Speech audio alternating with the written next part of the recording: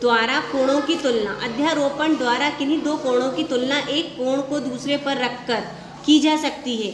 अध्यारोपण करते हुए कोणों के शीर्ष एक दूसरे पर होने चाहिए।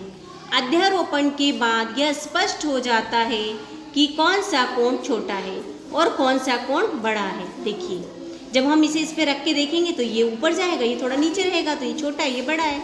ये देखिए, इस छोटे वाले को इसके ऊपर जब रखा तो इस बड़े वाले की लाइन यहाँ आ रही है, छोटे वाले की नीचे आ रही है, तो एक दूसरे के ऊपर रखने को बोलते हैं अध्यारोपण। और इससे हमें पता चलता है कि कौन सा कोण छोटा है और कौन सा बड़ा है। कोण बी जो है वो छोटा है और कोण क्यू जो है वो बड़ा है। आकृति में दो कोणों को अध्यारोपित किया गया है, अतः आकृति से यह स्पष्ट है कि कोण पी क्यू आर, ये पी क्यू आर कोण ए बी सी से बड़ा है। इससे ये वाला कोण जो है वो इससे बड़ा है। समान कोण, आकृति में दर्शाए गए कोण ए ओ बी कोण एक्स ओ वाई में से कौन सा बड़ा है। अब हम देखते हैं इन दोनों में से कौन सा बड़ा है। जैसे हम देख के भी बता पा रहे हैं कि ये वाला बड़ा होगा, लेकिन फिर भी हम क्या करेंगे, एक को एक के ऊपर रखेंगे। तो जब हमने रखा तो हम देख पा रहे हैं कि दोनों तो समान हैं। जब इसको उठा के इसके ऊपर रखा, ये देखिए, ए के बिंदु के ऊपर एक्स का बिंदु आया, बी के ऊपर एक्स वाई का बिंदु आया, तो ये दोनों कोण क्या है, बिल्कुल समान।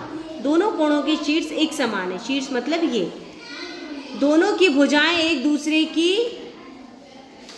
को पूरी तरह से अध्यारोपित कर रही हैं, जैसे A O X O B O Y. अतः ये दोनों कोण आकार में एक समान है।